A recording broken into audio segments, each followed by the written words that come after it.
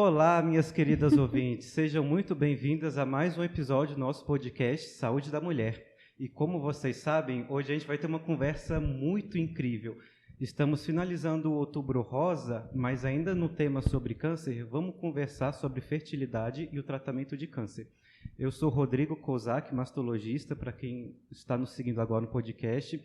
Essa é a Natasha, ela é clínica médica, residente em oncologia.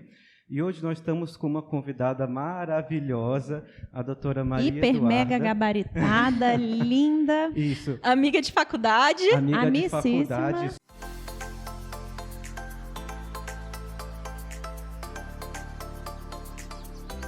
Só para vocês terem uma ideia do breve currículo da Duda, ela fez graduação de Medicina na Universidade de Brasília, fez ginecologia e obstetrícia pela USP São Paulo, mestrado em ciências na USP São Paulo, fez um fellow de reprodução humana pela Gênesis, fez estágio fora no New York Langland Fertility Center e no estágio de obstetrícia de alto risco na Universidade do Porto. Então, Duda, é um prazer imenso ter você aqui no podcast, conversando com a gente sobre esse assunto muito importante, que pouca gente tem conhecimento, tem informação. É verdade. Tanto de paciente, quanto de alguns médicos que não são especialistas na área, para estar orientando, para estar falando sobre esse assunto.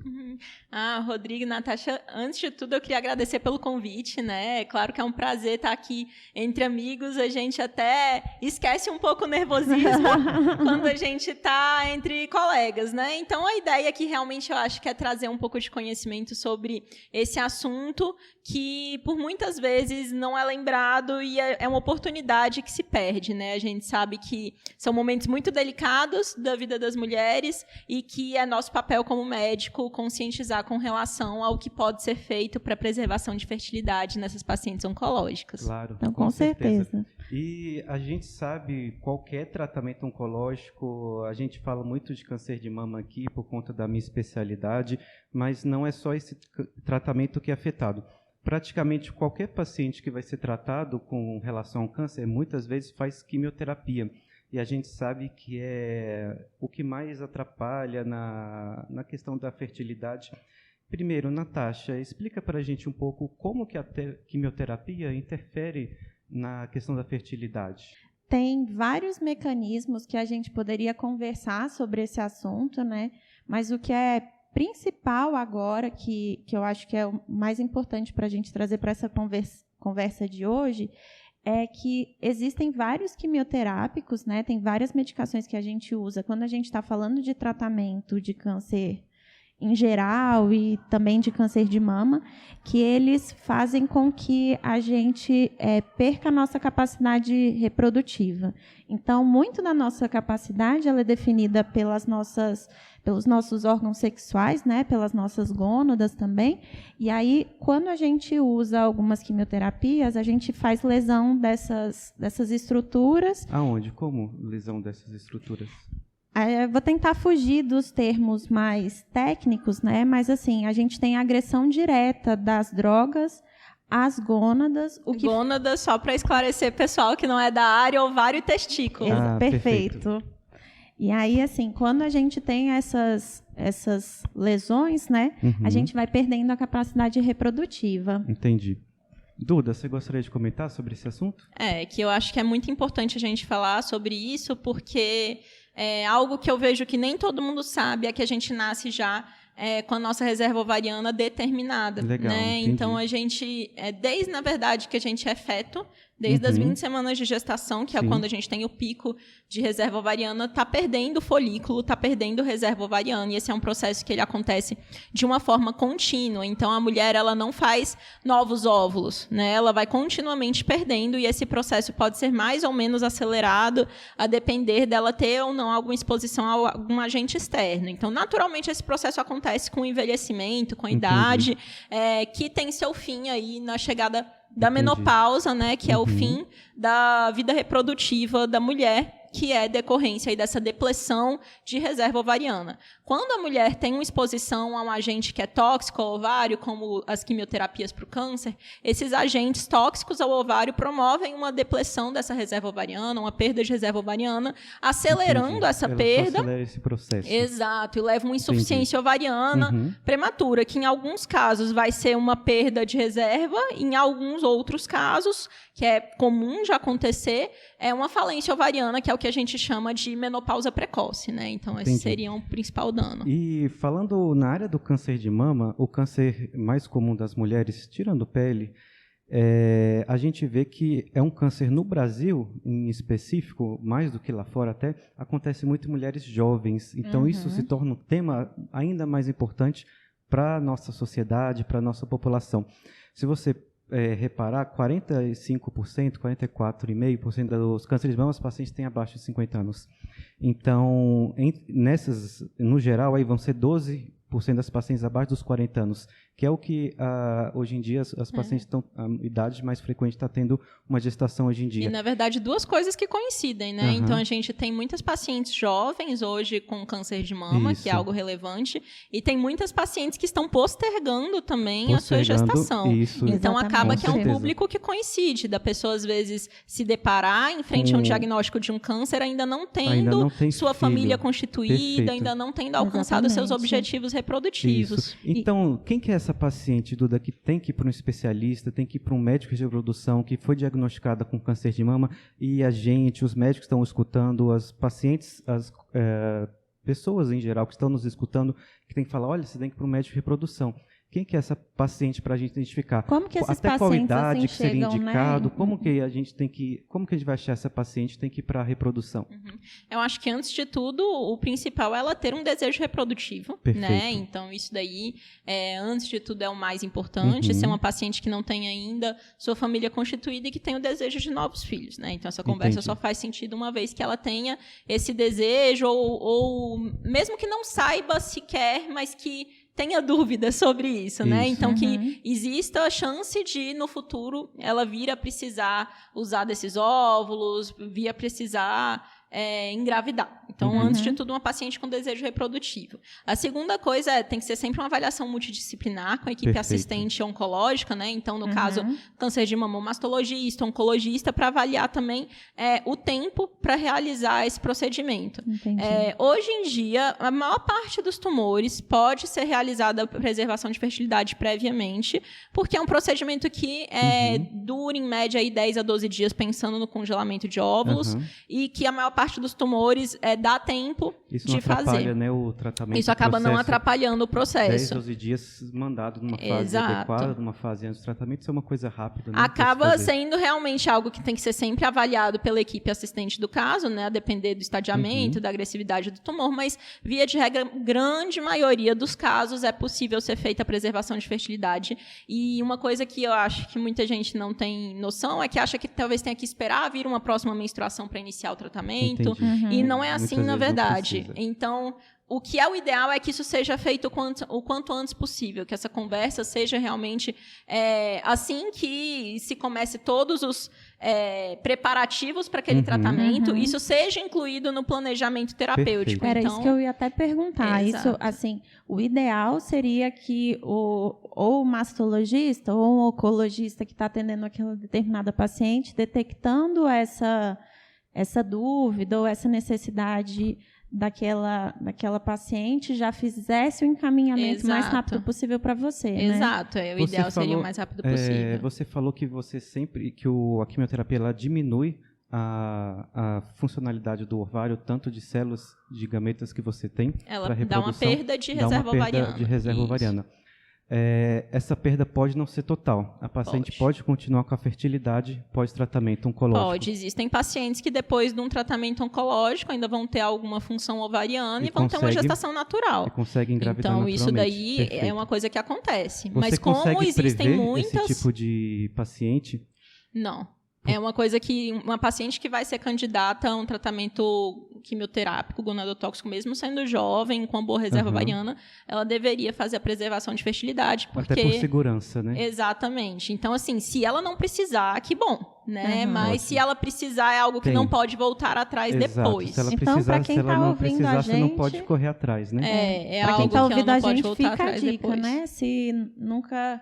Se conhece alguém que não conversou sobre isso ainda, por qualquer motivo, né? Correr atrás. E lembrando então, você que faz isso... uma avaliação ovariana pré-tratamento, mesmo tendo uma boa reserva, a gente vai ter indicação. Na verdade, tendo uma boa reserva é o melhor dos cenários, porque você tem um potencial melhor de ter resultados vindo daquele tratamento no futuro. Perfeito, legal. Né? Excelente. Então, imaginem que isso, para quem não entende muito bem como funciona, os tratamentos aqui, eu estou falando de congelamento de óvulos, né? Existem outros tipos de preservação de fertilidade em pacientes oncológicos, por exemplo, congelamento de tecido ovariano, que é algo para tumores mais agressivos que não têm tempo hábil para fazer o congelamento de óvulos, ou pacientes pré-púberes, então pacientes que ainda não passaram pela puberdade, então tumores na infância seria a alternativa que teria. E como é que é esse procedimento? Então, só vamos dar uma introduzida no tema. A preservação de fertilidade pensando em pacientes oncológicos. Então, a gente tem algumas modalidades de estratégias que a gente pode fazer para preservar a fertilidade dessas pacientes. A primeira delas seria tentar bloquear o ovário enquanto ela recebe a quimioterapia, que seria fazendo uso de algumas medicações que bloqueiam o ovário para diminuir o potencial de lesão dessa célula do ovário durante a quimioterapia, mas isso não é tão eficaz, mas é uma coisa que poderia ser feita. A segunda coisa que poderia ser feita é para pacientes que vão fazer radioterapia, por exemplo, e vão irradiar a pelve, você tirar o ovário da localização onde ele ficaria exposto. Então, seria uma cirurgia que a gente fala que é a transposição ovariana. A terceira alternativa... E você tira ele para onde? Só de curiosidade. Oi? Você tira o ovário para onde? Só de curiosidade. Coloca na parede da pelve, normalmente. Então, ele fica protegido. Isso, e aí você tenta proteger ele um pouco da lesão de radioterapia, que legal. né? Legal. Então, é uma alternativa que teria para pacientes que vão ter irradiação pélvica. Sim.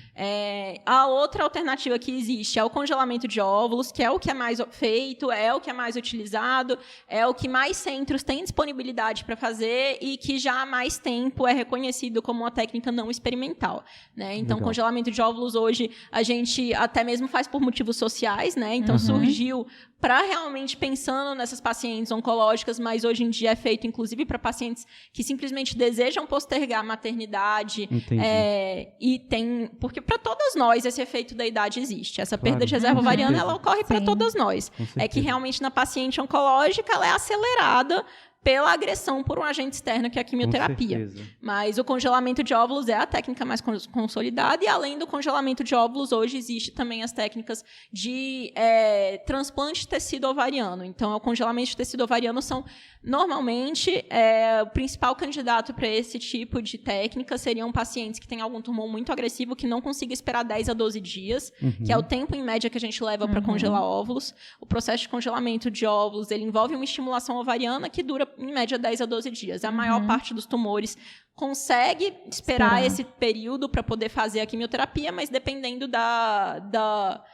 de quão urgência, agressivo, da urgência, pode ser que isso seja muito tempo, e aí o congelamento de tecido ovariano faz uma videolaparoscopia, que é uma cirurgia minimamente invasiva, e tira um fragmento desse tecido ovariano, então é algo que é mais rápido do que esses 10 a 12 dias. Legal. E também para pacientes na infância, né, que não passaram pela puberdade, porque para congelar óvulos, a gente precisa estimular os ovários e recrutar vários óvulos, o que só é possível depois que essa paciente já passou pela puberdade. Então, tumores da infância, uma alternativa seria congelamento de tecido ovariano. Quando a gente pensa em câncer de mama, o mais comum é o congelamento de óvulos. Legal. Né? E isso é o que acaba sendo o que já é mais tradicional, mais estudado, e a resposta dessa paciente vai depender muito do quê? Da idade que ela fez o tratamento dela, da reserva ovariana que ela tinha antes para poder fazer esse tratamento.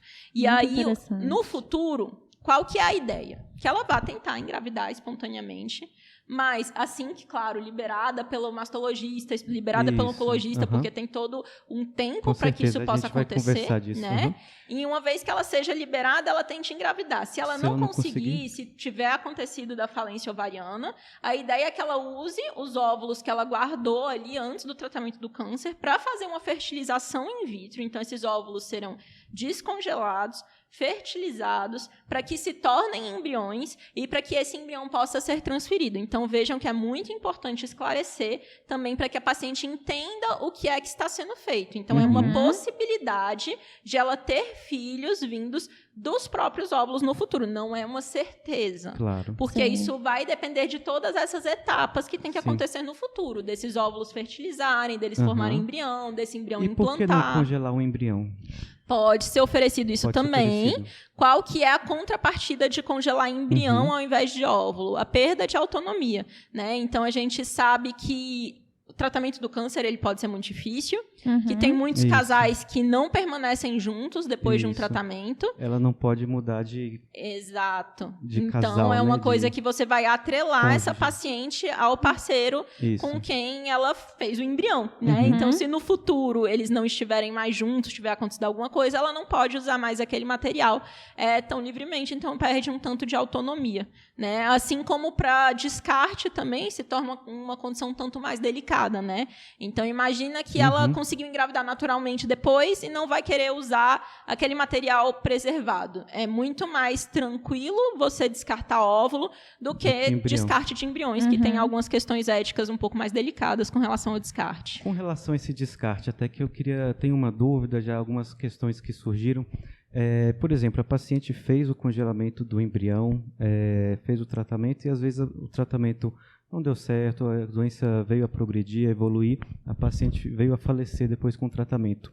O que acontece com esse embrião? O que é feito com esse embrião? Existe legislação sobre isso? Não é legislação. Existem algumas jurisprudências, né? Então, a gente não tem legislação específica sobre o tema, mas existem já algumas jurisprudências e existem termos de consentimento também que os pacientes assinam no processo quando eles vão se submeter a qualquer tipo de congelamento de óvulo, embrião, espermatozoide, do que viria a ser feito no caso do falecimento de um dos cônjuges, né? Então, existem, sim, casos de gestação pós-mortem, mas isso tem que ser acordado antes em vida. Então, o cônjuge pode levar a termo essa gestação desse embrião? Pode. Interessante. Mas tem que ter realmente isso acordado previamente. Isso. Acordado previamente. Mas já tem casos. E se por acaso o outro cônjuge não quiser levar isso à frente? O que você faz com esse embrião? Como assim o outro cônjuge? O outro cônjuge não quer ter o filho sozinho. Como é que funciona o descarte? Como é que funciona esse descarte de embrião? Você pode doar esse embrião? Você pode...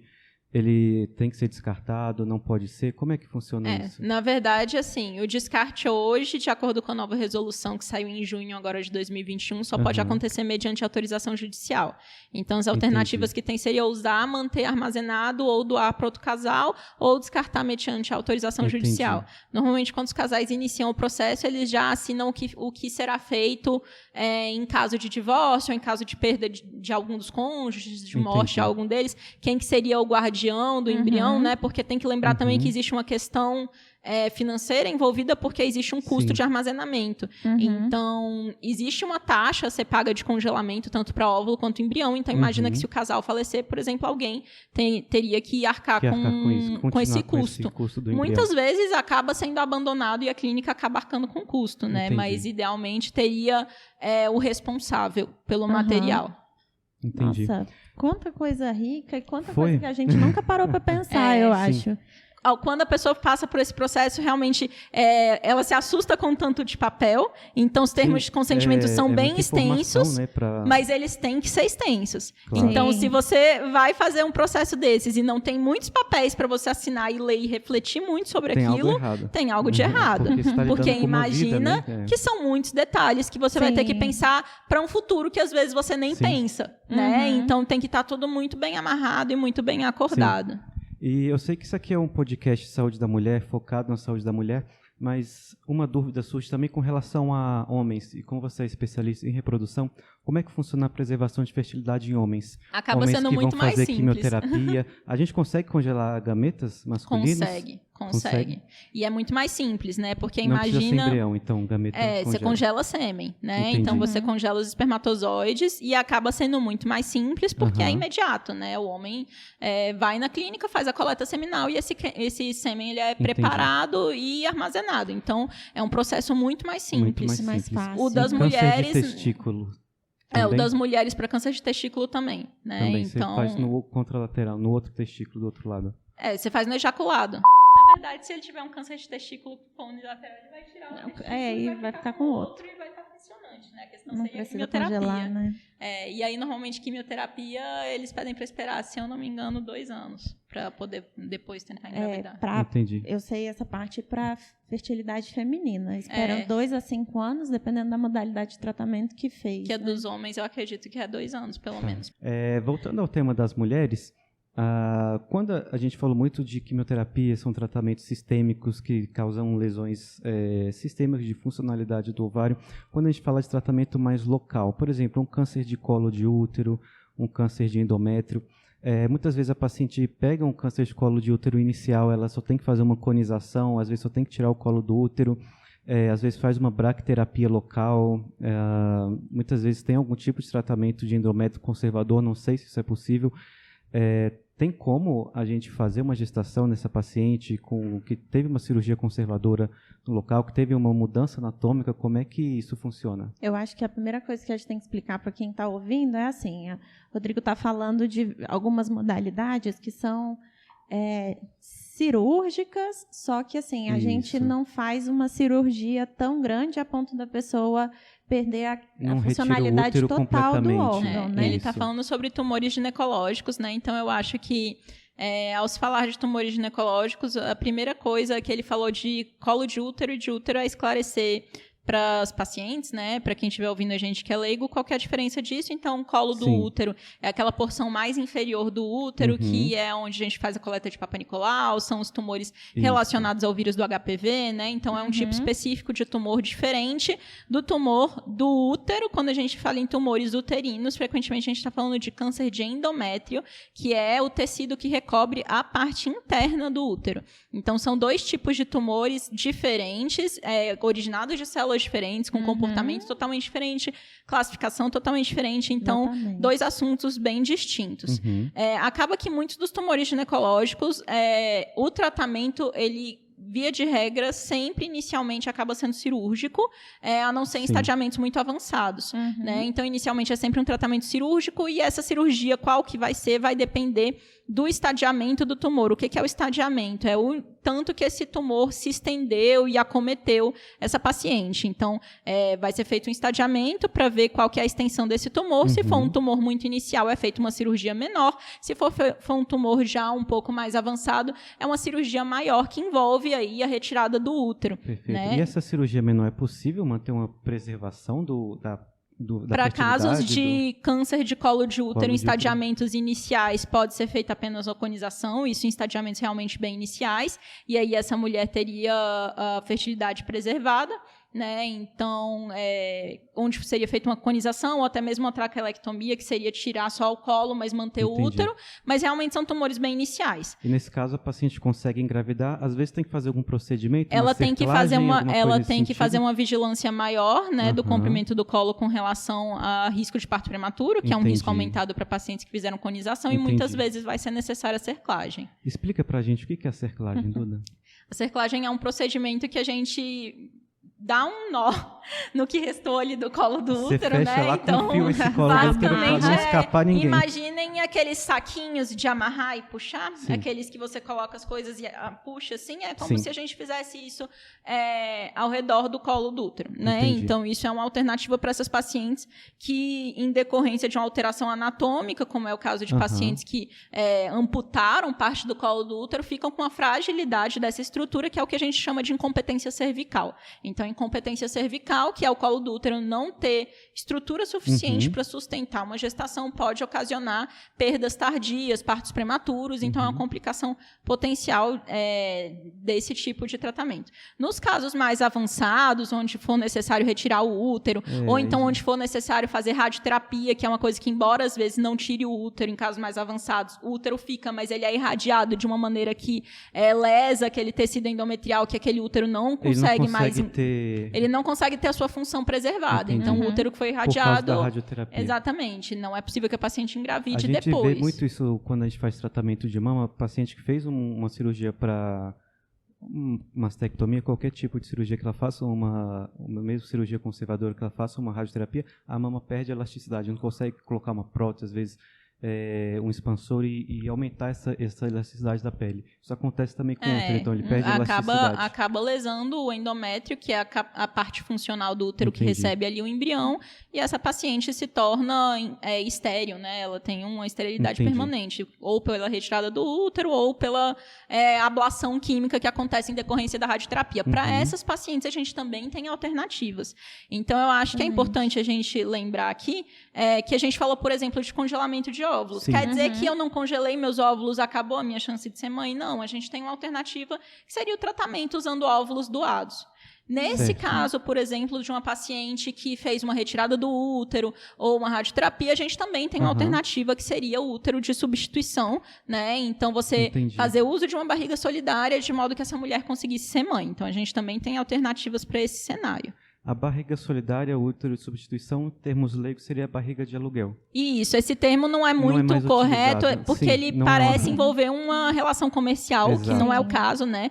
Então, para ter útero de substituição, são parentes de até 4º grau, né? Tem que ser uma parente da paciente, então. Do casal, né? Do casal, isso, de até 4º grau. Casos fora isso, podem até ser permitidos, mas tem que ter uma autorização do CFM para isso, ou do Conselho Federal de Medicina. E você vê muito isso? Isso é uma... Sim, é uma coisa que acontece e é bem bacana, assim. Então, é uma possibilidade que existe tanto para mulheres que tiveram que perder seu útero por algum motivo de saúde, ou para mulheres que têm doenças sérias, onde para elas seria contraindicado uma nova gestação. Também casais homoafetivos masculinos, né, que precisam de uma barriga solidária para ter uma gestação. Então, é um tratamento que permite gestação em muitos cenários onde antes a gente julgaria que fosse impossível, que né? Legal. Então, eu acho que falar de útero de substituição, falar de doação de óvulos também é muito importante quando a gente fala sobre fertilidade após o câncer. Quando você fala de doação de óvulos, geralmente só paciente que está passando por tratamento doa, ou existe paciente que não tem problema de fertilidade, não está passando um tratamento de fertilidade pós-câncer, ou mesmo infertilidade normal? Existe uma paciente, eu quero doar meus óvulos, paciente doa, existe isso? É possível, não é muito frequente, mas é possível. É possível doação altruística. Ai, que legal. Eu já tive uma paciente que doou. E você pode doar especificamente para uma pessoa? A gente vê muito isso de legislação. Eu quero uma... Hoje, na verdade, a gente tem uma situação onde é possível a quebra do anonimato. Então, via de regra, doação de óvulos é um processo anônimo, tanto de óvulos quanto de espermatozoides, aqui falando doação de gametas no geral. Mas existe uma situação onde é permitida hoje a quebra do anonimato, isso também em decorrência da última resolução de junho que saiu, que é para parentes também de até 4º grau, desde que não incorra em consanguinidade. Então, vamos supor que a Natasha tenha uma irmã. Então, ela poderia usar óvulos doados da irmã dela para pegar e ter uma gestação. O que ela não poderia ser usar óvulos da sua irmã, porque aí incorreria em consanguinidade, né? Mas ela poderia usar óvulos da irmã dela. Esse seria o único caso aí permitido hoje para quebra de anonimato. Interessante. Pelo que a gente está conversando, então, assim, eu acho que é bem rico, porque a gente tem modalidades de tratamento quando você está pensando em pré-tratamento de câncer, assim, coisas que você descobre durante ou situações em que... E dos outros tumores também, né? O Kozak falou sobre câncer de endométrio, que seria daquela camada interna do útero. Então, é também onde o tratamento convencional seria retirada do útero, mas para cânceres em estadiamentos muito iniciais, que tenham baixo grau histológico, então câncer de um comportamento benigno. Hoje a gente tem uma modalidade de tratamento também com hormônios para tentar ter uma preservação da capacidade daquela mulher de engravidar com o próprio útero no futuro, estando ciente realmente que é uma modalidade alternativa de tratamento. E realmente respeitando esses critérios de que tem que ser um câncer no estadiamento muito inicial. Muito inicial. E a efetividade de tratamento oncológico é a mesma? É uma coisa que a gente tem segurança para oferecer isso, mas ela tem que ter ciência de que não é o tratamento convencional. Não é o tratamento ideal, não é o padrão ouro. É individualizar o que a gente vai fazer, é uma coisa que essa paciente vai fazer biópsias seriadas, né? Ela vai fazer um acompanhamento e o ideal é que ela engravide o quanto antes possível, e existe uma tendência da maior parte dos serviços de retirar o útero logo depois que essa mulher tenha a sua prole constituída. Legal. Fantástico. Duda, eu gostaria de falar um pouco sobre hormonioterapia. A gente observa muitas pacientes que têm câncer de mama, principalmente, elas são tratadas, fazem o tratamento, fez a cirurgia, quimioterapia, radioterapia, terminou o tratamento, foi curada da doença, mas se ela tem um subtipo luminal que tem um receptor de estrógeno ou de progesterona positivo, ela vai receber uma manutenção do tratamento com hormonioterapia, que varia entre 5 a 10 anos, certo? A gente vê essas pacientes que usam hormonioterapia, principalmente, vamos falar do tamoxifeno, porque você está falando de fertilidade de pacientes que não estão menopausadas. Qual que seria o processo do tamoxifeno em atrapalhar e impedir uma gestação? Na verdade, o ideal é que ela não engravide em uso do tamoxifeno pelo efeito teratogênico. Sim, ele é teratogênico. Então, ela tem que usar alguma contracepção. Mas ele atrapalha a gestação acontecer? Ele funciona como anticoncepcional ou não? Não. Perfeito. Isso é uma coisa que eu coisa acho muito que a gente tem que marcar para quem está ouvindo. É engraçado pensar em marcar para quem está ouvindo, porque para mim era uma resposta tão óbvia, do tipo, não, mas quem pensaria nisso? Então, tem muitas pacientes suas com essa dúvida. Mas não é uma dúvida frequente? Os pacientes podem ficar sem a percepção da menstruação depois de ter feito a quimioterapia. Exatamente. Então, elas acham que elas estão... Exatamente. É uma coisa que eu achava que elas não tinham essa ciência. Então, isso já aconteceu mais de 2 vezes no prazo que eu estava no hospital de base. A paciente chegava lá, tratada, estava em uso de tamoxifeno. Chegava o staff, um colega, a equipe médica, falava para ela: você está em uso de tamoxifeno, você não pode engravidar. E ela entendia que ela estava protegida de uma gestação, né? Olha como essa frase é ambígua. Você não pode engravidar, você não deve engravidar, ou você não pode, você não consegue de engravidar. Então a paciente às vezes entendia como você não consegue engravidar, então estou liberada. E ela volta daqui a pouco gestante. É uma complicação, né? Então, eu acho que o ideal também é, assim, quem está responsável pelo cuidado dessa mulher, uma vez que você faz... Na verdade, sempre que você faz uma prescrição de uma medicação potencialmente teratogênica, o ideal é que você faça um aconselhamento contraceptivo e encaminhe essa mulher para um ginecologista para ter um aconselhamento. O que a gente tem de opção de contraceptivo para essas pacientes que, assim...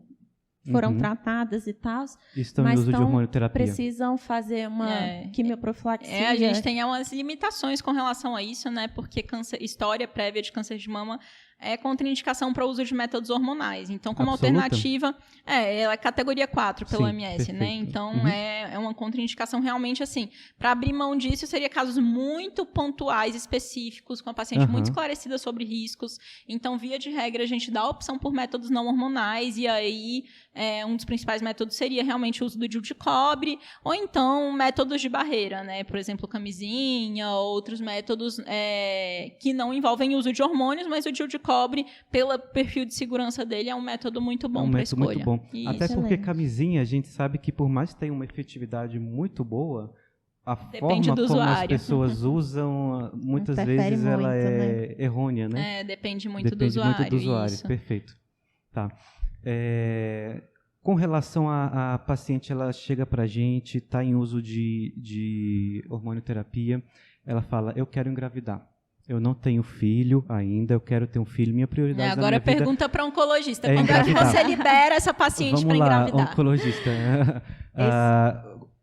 Quanto tempo a paciente não completou 5 anos, não completou, às vezes ela tem indicação de completar 5 anos, às vezes até tem indicação de completar 10 anos de hormonioterapia, mas ela chega para a gente, Ela não conversou isso antes, né? Não pensou sobre Não que não tenha pensado sobre isso antes, mas vamos supor que ela tenha um câncer numa fase limítrofe para uma gestação, tá? Ela não pode esperar 10 anos. Se ela esperar 10 anos ou 5 anos da hormonioterapia, ela às vezes vai entrar numa fase que ela já estaria uma menopausa, estaria uma fase que não seria viável uma gestação. O que a gente faz com essa paciente? A gente pode encerrar a hormonioterapia antes, a gente engravida usando a hormonioterapia, a gente já sabe que não pode, é teratogênico. O que a gente faz com essa paciente? Qual é o risco que ela tem que compreender que ela está correndo? A gente pode correr esse risco?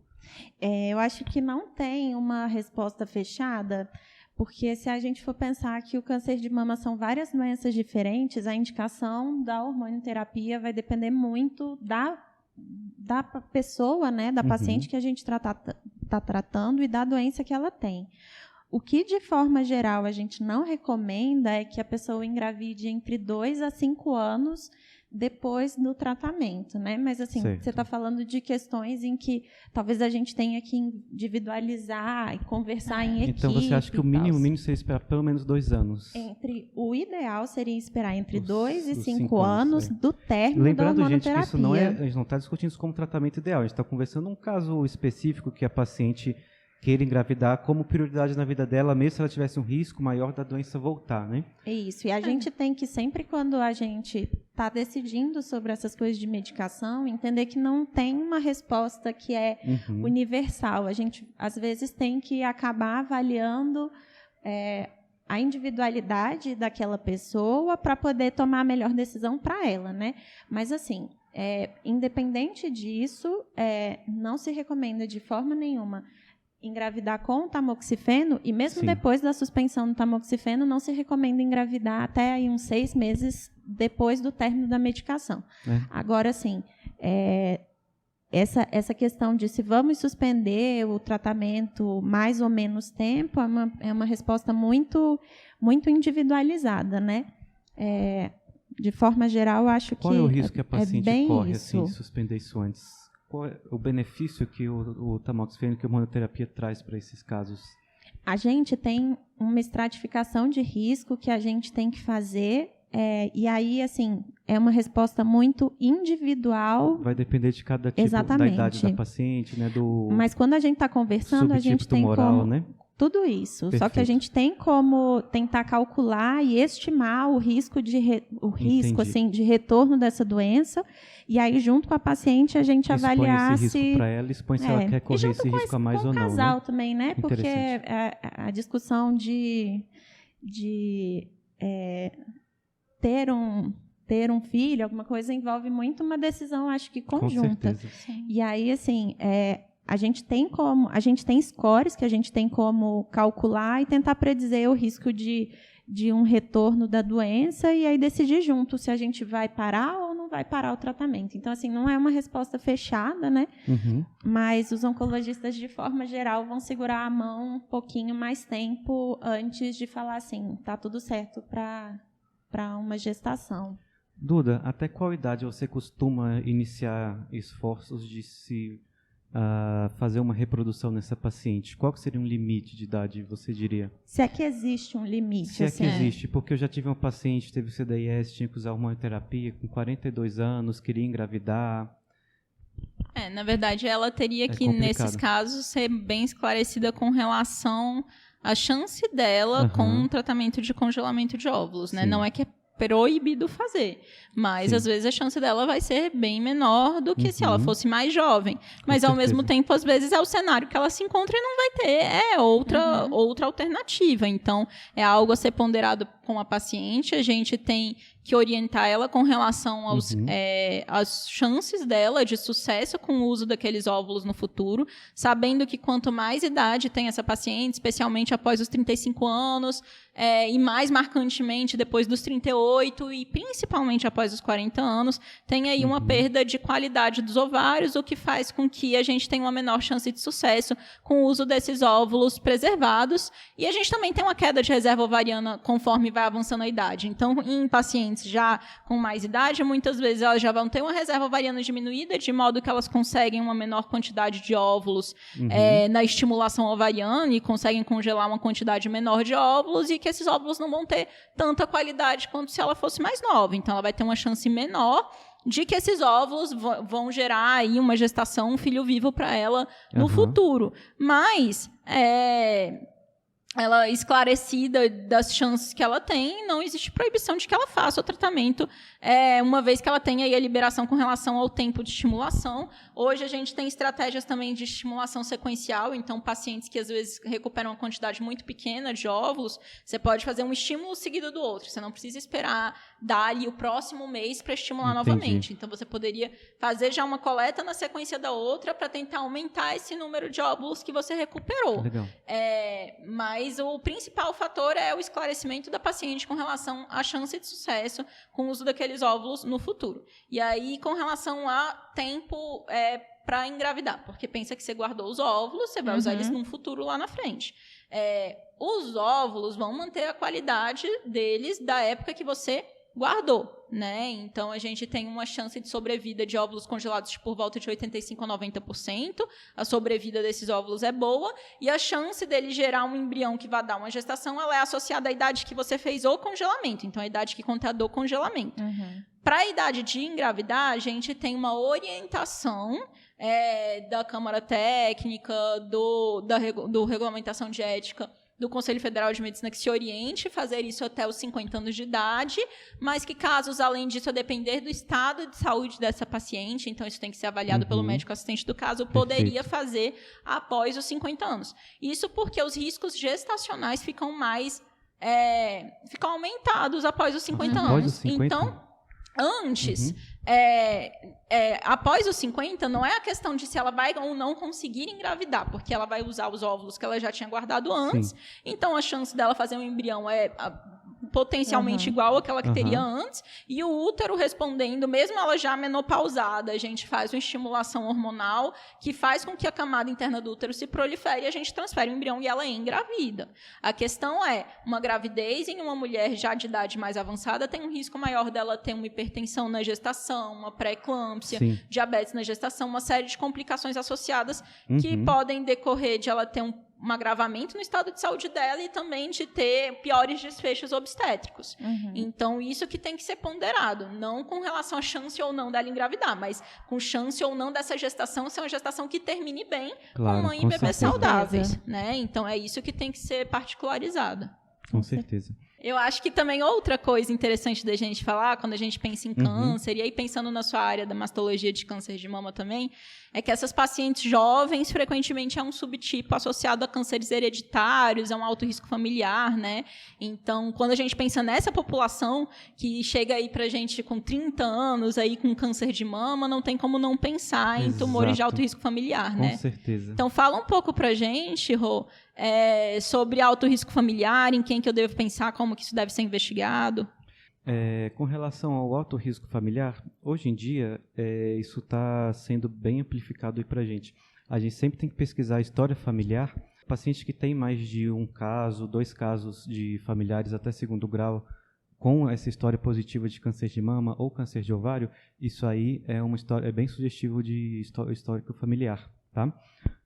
Na anamnese também, às vezes ter só um familiar que tem um câncer de mama bilateral, que é dos 2 lados, ou um câncer de ovário também é bastante sugestivo de mutação genética familiar. Hoje em dia, além da anamnese que a gente tem que fazer, é muito importante o teste genético, ele chegou para ampla população, ele está se tornando cada vez mais acessível. As recomendações, por exemplo, a NCCN, depende muito do subtipo de câncer que a paciente venha a ter. Tá? A gente sabe que os cânceres mais agressivos, triplos negativos, isso é um subtipo de câncer que não tem nenhum marcador, eles costumam acontecer um pouco mais em pacientes mais jovens. Só que eles também podem estar mais associados a mutações familiares. O câncer que ele é mais aquele comum de acontecer esporádico, ele é mais característico de ser luminal, que é quando tem receptores hormonais positivos.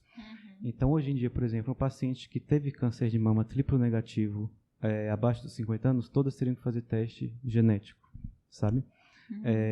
E alguns outros tipos também, às vezes teve um câncer luminal, alguma outra coisa assim, bem mais jovem, ela tem indicação de fazer o teste, porque não um subtipo que a gente espere que venha na paciente jovem, sim na paciente mais com mais idade, porque é um subtipo que ele é mais esporádico. Então, existem vários critérios específicos que a gente tem indicação de testagem. Mas a gente pensar em familiar, sempre quanto mais jovem a paciente tem câncer de mama, maior a chance disso ter alguma relação com mutação familiar. Tá? E isso é importante para o aconselhamento também dos familiares daquela mulher, certeza. né? Então, quando você pesquisa no caso o índice, né, na paciente que foi acometida, uma vez que você descobrir alguma coisa, tem uma série de ações decorrentes disso para você ter medidas preventivas para o resto dos familiares. E acaba que isso vai fazer super diferença quando a paciente chegar para discutir a fertilidade dela, né? Isso varia para tudo. Sempre quando a gente tem um diagnóstico de câncer de mama na consulta, aliás, em todas as consultas eu pergunto se a paciente tem filhos, quantas gestações que ela teve. Quando a gente descobre um câncer, a gente pergunta, você tem filha, você tem filho, quer saber mais do sexo dos filhos e da idade dos filhos. Por quê? Dependendo do tipo de câncer que a paciente teve, a gente vai ver se tem a indicação de fazer a testagem. Muitas vezes tem a indicação de fazer a testagem, tem que ver se tem alguma mutação identificada naquela naquela pessoa, naquela paciente. Se ela tem uma mutação identificada, essa mutação tem que ser testada nos filhos. Aí, aos 18, 21 anos, é uma idade ideal para os filhos serem testados. E acho que isso é bem importante, porque além de existirem medidas preventivas, né, porque chega em determinadas mutações a ter um risco aí de 50%, né, de desenvolver câncer na vida, um risco muito até alto, maior. né? Por exemplo, até maior. a gente tem quando a gente tem, dependendo da mutação que a gente encontra, por exemplo, o paciente tem um BRCA1, tem um BRCA2 mutado, ou a paciente tem um P53 mutado, que é a síndrome de Li-Fraumeni, essas todas, que são as principais com mais risco, vocês têm que começar um rastreio com ressonância a partir dos 25 anos. Então, isso muda, a paciente tem que estar orientada que ela tem que começar isso, sabe? E muitas também vão ser candidatas a cirurgia redutora de risco também, Li-Fraumeni é uma síndrome que é devido à mutação do P53, que é uma síndrome que, assim, no Brasil acontece muito mais do que no mundo afora, do que na Europa, porque aqui tem uma história típica de um tropeiro que saiu do Rio Grande do Sul, foi até Minas e foi fazendo muitas famílias nesse caminho. Olha então, existe só. uma árvore genealógica muito grande para a Li-Fraumeni aqui no Brasil. E Li-Fraumeni, ela pode dar até 92% de risco de câncer de mama aí durante a vida. Então dependendo da mutação é muito mais, né? Realmente. Então, isso daí é muito uma coisa que tem que ser discutida, sabe, com a paciente. A gente geralmente não oferece... a gente geralmente prefere que a paciente tenha engravidado, tenha tido filho, amamentado antes de oferecer uma cirurgia redutora de risco. Muitas vezes, dependendo da mutação, se for um BRCA1, o risco no ovário é maior do que na mama, na fase inicial. Então, ela primeiro tem que ver a prevenção de risco do ovário, depois da mama, se ela for ver. E depois a gente avalia a questão da mama. E para minha parte, eu acho uma coisa interessante falar sobre a importância disso, de você detectar a existência ou não de uma mutação, porque uma vez que você descubra que tem a mutação, vamos supor que a sua mãe teve um câncer de mama e você descobriu que você é portadora da mutação. Além desse rastreamento diferenciado, de talvez pensar no futuro em uma cirurgia redutora de risco, uma coisa a ser discutida seria fazer um rastreamento genético pré-implantacional. Então, como é algo hereditário, tem o potencial de transmissão para o feto e você ter filhos que também incorreriam no mesmo risco e também poderiam ser afetados. Olha, uma possibilidade doença, né? que a gente existe hoje é de fazer sondas marcadoras que encontram a região do genoma onde tem aquela mutação da paciente e essa sonda marca no feto onde tem a mutação. Então, você seleciona... eu falei feto, mas embrião, né? Você seleciona um embrião que não é portador. E seria uma maneira de você trazer uma segurança maior para essa mulher em uma próxima gestação, né? Entendi. Então, é uma coisa bem legal. Explicando, Sim. você teve um câncer de mama, você descobriu que tem uma mutação, BRCA1, BRCA2, P53, qualquer gene, você pode, antes de ter a gravidez, pesquisar, fazer uma seleção de embriões, de vários embriões, selecionar, saber, esse aqui tem a mutação, e esse aqui tem um risco maior de ter câncer de mama, ou câncer de ovário, qualquer tipo de câncer, exato. você possa pesquisar, e esse aqui não tem.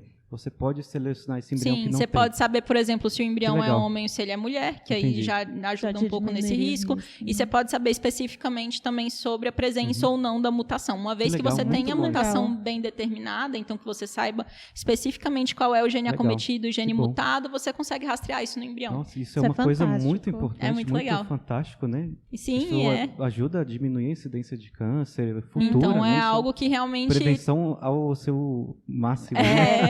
Torna realmente a questão de você fazer um aconselhamento genético muito importante, não somente para aquela paciente, mas para gerações futuras também, né? Então, eu acho legal de falar sobre esse assunto, pensando que também tem pacientes que às vezes não tiveram câncer, mas tem uma história familiar muito importante, para a gente lembrar que existe aí várias repercussões de você ter detectado esse tipo de condição. Entendi.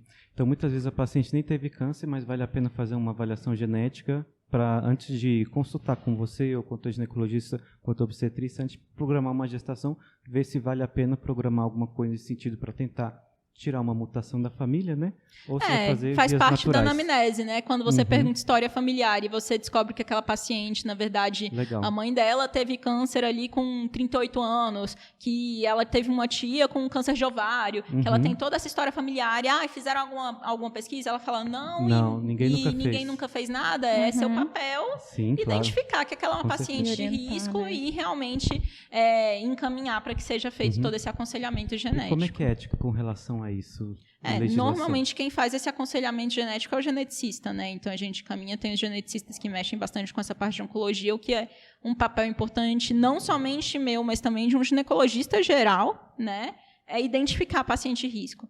Então, você identificar essa paciente de risco e aconselhar que ela faça a pesquisa. Hoje em dia, a gente tem vários painéis, né? O ideal seria que sempre a pesquisa fosse feita no caso índice, que seria o caso do paciente que foi o acometido. Com certeza. Embora muitas vezes esse paciente já não está disponível, né? O mais próximo. Exato. O mais próximo. E uma coisa que eu acho interessante falar disso é porque, assim, esses painéis não são acessíveis e fáceis, né? Só que, assim, a gente tem geneticista até que atende pelo SUS, então não é uma coisa que vai ser restrita para uma população, né? Infelizmente, a gente tem uma restrição grande com relação a essa parte financeira que você está falando dos tratamentos de reprodução assistida, né?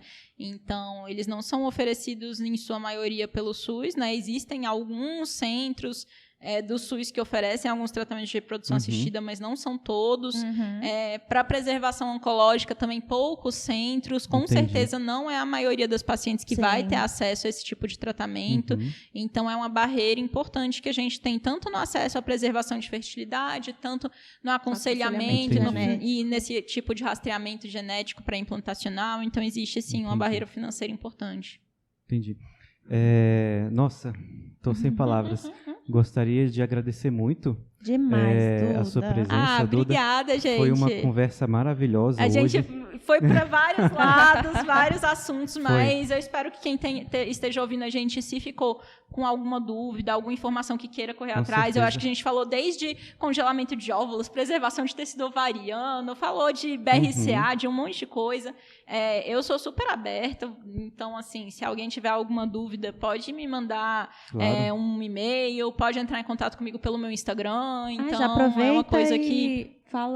eu acho que tem como colocar, se vocês puderem colocar, então, na bio aí do YouTube, do Spotify. Com certeza, já está colocado. E vocês colocam o @, lá do meu Instagram, que aí qualquer coisa é só mandar uma mensagem que eu ajudo no que for possível. Claro.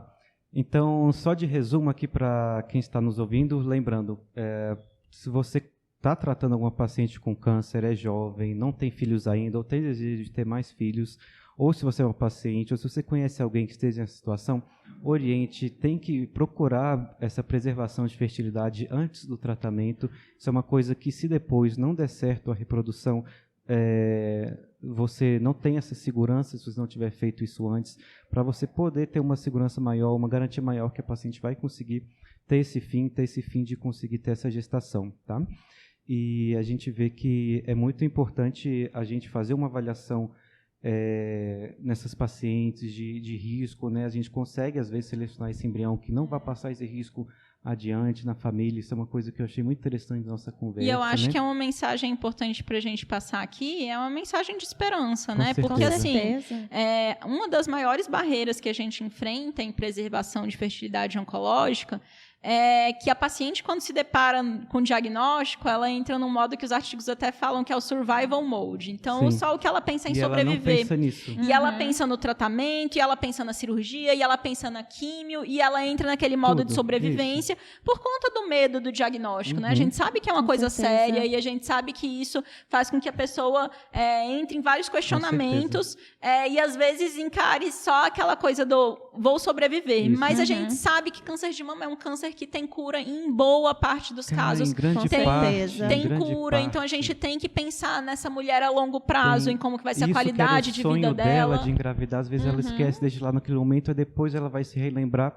e às vezes se ela não consegue vias naturais, passou o momento, às vezes vai perder isso porque uma falta de informação. Então vocês que são importante... oncologistas, mastologistas, se deparam com as pacientes que elas chegam num momento muito fragilizado, né? E elas não vão pensar nisso. Sim. Porque elas vão pensar só no tratamento. Nem conversar, assim, porque isso pode parecer que não é a prioridade naquele momento. Isso. Então Mas é nosso papel sim. pensar nisso, Nosso né? papel Pensar que essa paciente, como vai frente. ser a vida dela depois da cura. E agora seu papel também, compartilhe esse podcast, leve essa informação à frente, Sim. pergunte para paciente com câncer, você quer ter filhos, você quer preservar a sua fertilidade, que o momento é agora. Você já pensou sobre isso? tratamento. Já conversou com seus médicos? Gostaria né? de agradecer muito a presença de todos vocês, Obrigada. foi ótima essa nossa conversa. Duda, como que as pessoas te acham no Instagram? Então, meu arroba é @doutoramariaeduarda.amaral. Ótimo. É assim que me acha. Maravilha. Natasha? Meu de sempre, @doutora Natasha Amorim. Perfeito. O meu é dr.rodrigo Kozak, vocês me acham no Instagram. Lembro também, por favor, todos, se puderem curtir, seguir o Instituto Mastria, @Instituto Mastria. Acha todo mundo lá? Todo mundo acha lá, a Duda acha na Gênesis, maravilhosa Isso. também. Acredito ser o melhor centro de reprodução aqui de Brasília. Não está nos patrocinando, mas poderia.